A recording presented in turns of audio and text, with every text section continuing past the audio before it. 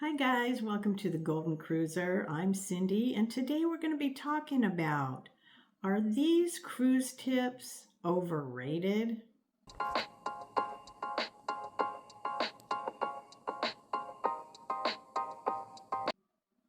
Now in this video, I'm going to talk about 3 overrated cruise tips that you can stop doing.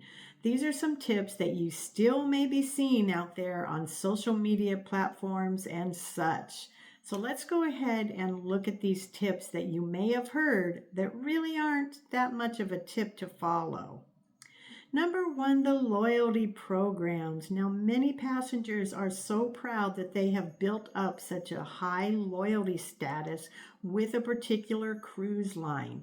You're encouraged to build up your loyalty points to get many perks, but is it really worth it? For example, to get to diamond level on Royal Caribbean, where you start getting perks like access to special lounges, where there's snacks or happy hour prior to embarkation, 4 free drinks per day, and priority disembarkation and boarding. Even if you were to book a 7-night cruise every year, it would take you 12 years to reach this level. And if you only focus on one cruise line to build your loyalty, you are limiting yourself to going out there and getting other things that you could possibly be getting and saving money overall. For example, if you want to go to Alaska and it's not one of the few ships that's got a license to go into Glacier Bay, you miss out on one of the best parts of Alaska, sailing into Glacier Bay, which I believe is just Princess and Holland America right now to do that. I must say, I've been on Princess and done the Glacier Bay, and I've been on 2 other cruise lines doing Alaska, and that is such an experience going into Glacier Bay. In certain ports in the Mediterranean or in Asia, many ports are far away from the key cities. You would need to sail in on a smaller cruise ships that can actually dock in these cities, such as in France. If you aren't on a smaller ship like Azamara, which stops in the center of Marseille, the larger ships are very far away in an unattractive container port. The same thing is in China. The smaller ships were docked right in the city, where larger ones were miles and miles away.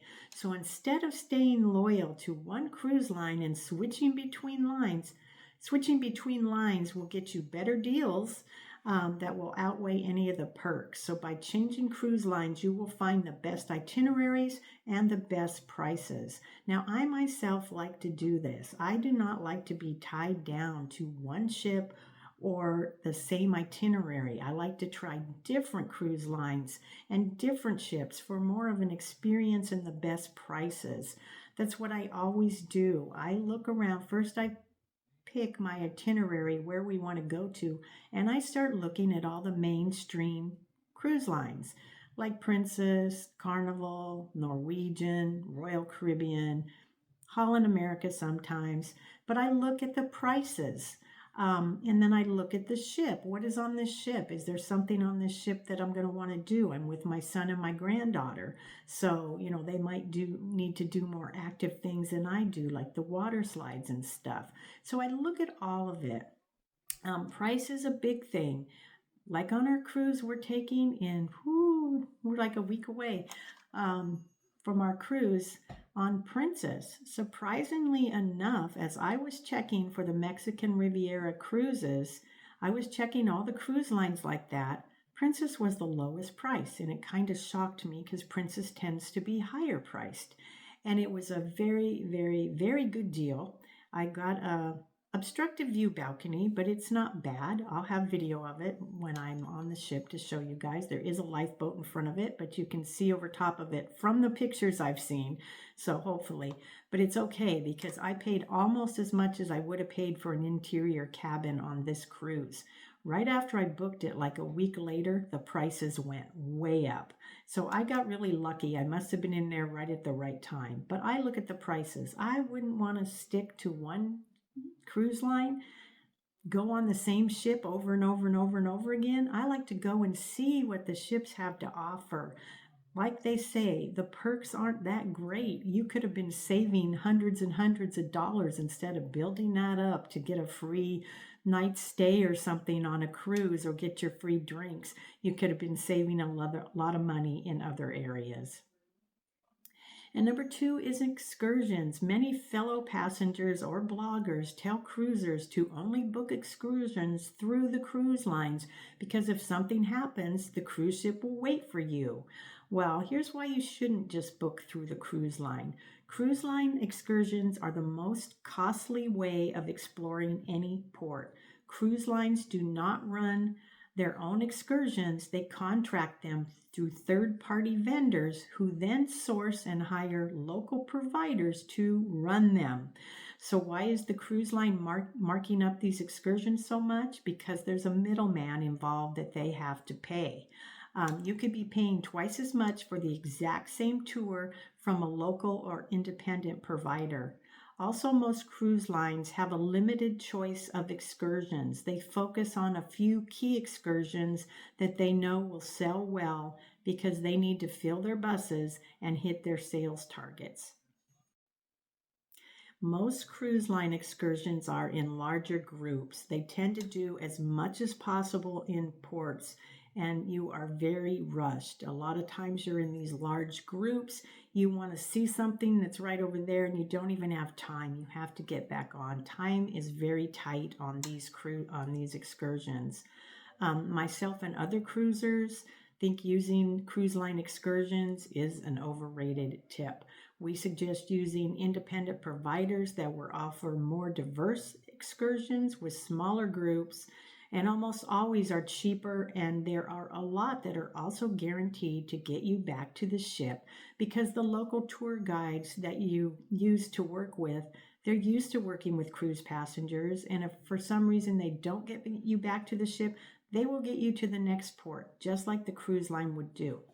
Now, no, the cruise line, even if you've booked an excursion through them and you're very late getting back to the ship, something happened on your excursion, maybe the van broke down or something happened, the cruise line is not going to wait for you. They have a time limit that they have to leave the port. So even if you book through them, it's not going to sit there and wait. It will leave and then they'll make arrangements to fly you or get you to the next port. The same with a lot of these companies. One of them I recommend and a lot of people use is shoreexcursionsgroup.com.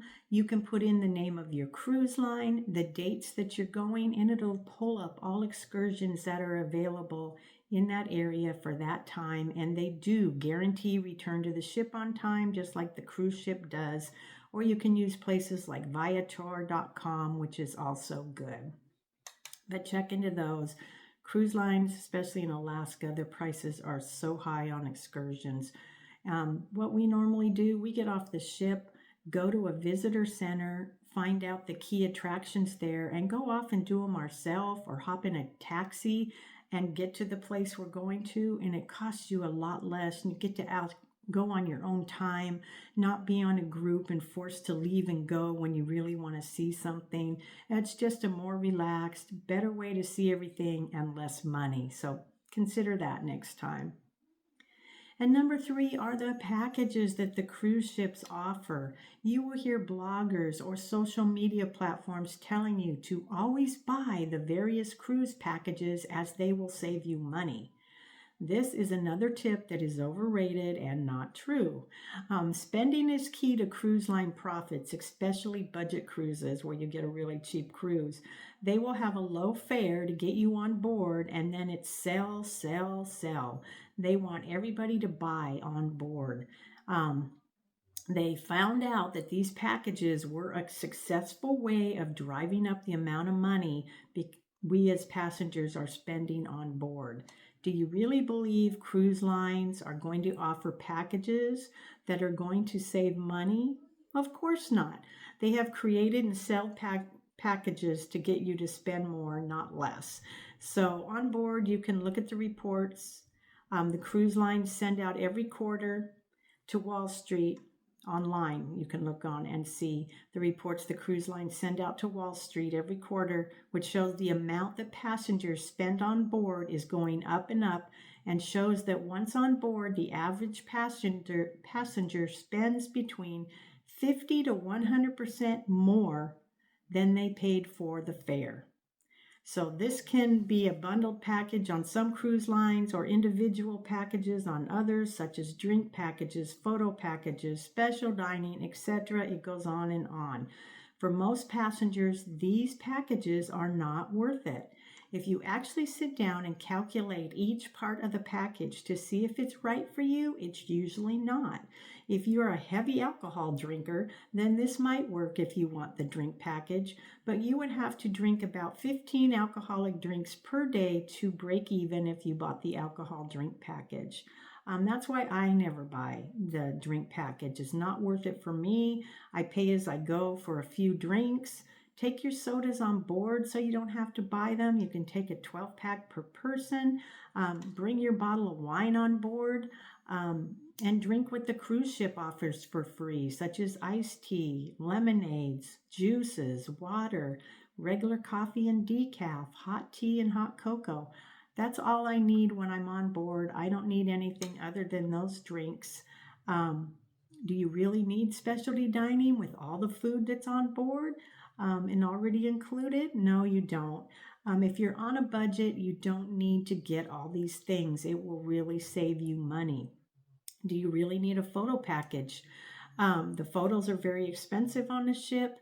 Maybe you just want to buy one or two. I'd rather save money on all these packages and book another cruise, because sometimes just getting the drink package is the price of me booking another cruise. So I would much rather do that. If you have the money and it's no limit to you, then go for it. But people that are on a budget or first-time cruisers that think they need all these things, you really don't. I have cruised for so many years now, since 1995, I think, and never bought any of the extras. I've bought the photo packages a couple of times. Never bought the drink package, alcohol drink package, until this cruise, and I talked about that before. It's because I have credit cards with Carnival and Princess Cruise, and I had enough points saved up that I could get $400 towards the drink package. And because Princess's drink package comes with gratuities, Wi-Fi's, fitness classes, unlimited sodas, mocktails, the alcohol, so on. It goes on and on with their package. So it was worth it to me because I had the $400 to get that for my son and I on the ship. But otherwise, it would not be worth it for me at all. I would take another cruise instead of that. So there you have it. 3 overrated cruise tips that maybe you should reconsider. You don't really need all these things. Get your excursions somewhere else, or just like I said, go into ports, go into the visitor center, get information from them, head out on your own. We do this all the time, almost at every single port. I rarely take an excursion from the cruise ship. I'll take them from somewhere else, or when I get off the cruise ship. On this one that we're going to the Mexican Riviera, I only have one excursion planned. It is not through the cruise ship. It is in Mazatlan, and it is through the Palomia tours. If you've seen those, they look like almost little golf carts that they take you around on a really cool tour of the whole city and take you to some of the highlights like the cathedrals, big shopping market area. They take you up on the hills so you can look over at the cruise ships. And the first time we went and did this, we met our driver, Rigo, and he's just so great. He's stayed in contact with me. We've stayed in contact, so we've booked him again for this trip. I'll probably have a video coming out on it. I do have a short clip of our other one, but it didn't have much video in that one. I wasn't really filming too much then. It had little video of the Palomia car, and then some stills that went through there. So you can look at that on my shorts.